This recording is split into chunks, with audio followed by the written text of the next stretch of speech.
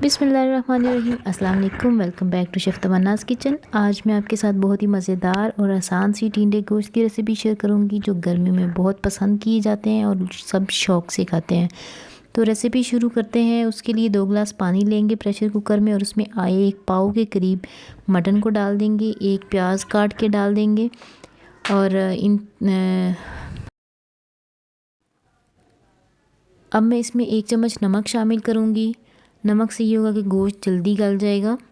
और लहसुन इसमें शामिल कर दूँगी। लहसुन शामिल करने के बाद इसमें साबुत गरम मसाले शामिल करूँगी। इसमें है लौंग है, इलायची है, सब्ज़ इलायची, काली इलायची और दालचीनी। डालने के बाद 15 मिनट प्रेशर को बंद कर देंगे।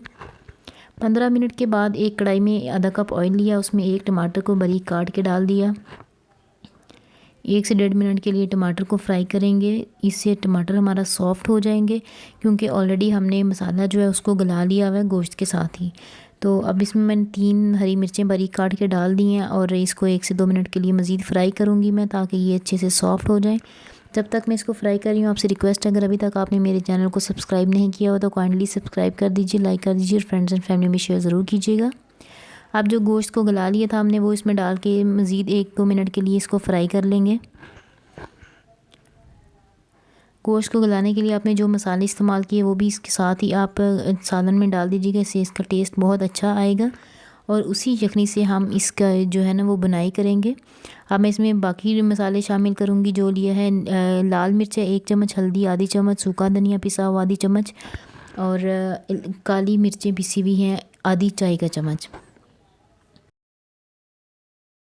मसाले डालने के बाद इसको मज़ीद जो है वो हम भून लेंगे 10 मिनट के लिए गोश्त को, ताकि मसालों का कच्चापन जो है वो ख़त्म हो जाए। अब इसमें टिंडे शामिल कर दूँगी, टिंडों के साथ इसकी बुनाई कर लेंगे। आप इस रेसिपी को ज़रूर ट्राई कीजिएगा, आपको यकीनन अच्छी लगेगी, पसंद आएगी। और अगर आपको रेसिपी अच्छी लगे तो कमेंट बॉक्स में ज़रूर बताइएगा।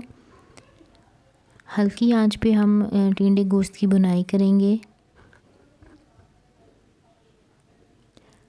अगर आपको ज़रूरत महसूस हो तो साथ में थोड़ा थोड़ा आप पानी ऐड कीजिएगा, ताकि मसाले जो हैं वो नीचे ना लगें, क्योंकि अगर थोड़ा सा भी आपका मसाला नीचे लग जाएगा, जलेगा, तो फिर इसमें पूरे आपकी हांडी का जायका जो है वो ख़राब हो जाएगा। तो इसके लिए आपने थोड़ा थोड़ा पानी शामिल करना है साथ और अच्छे से बुनाई करनी है।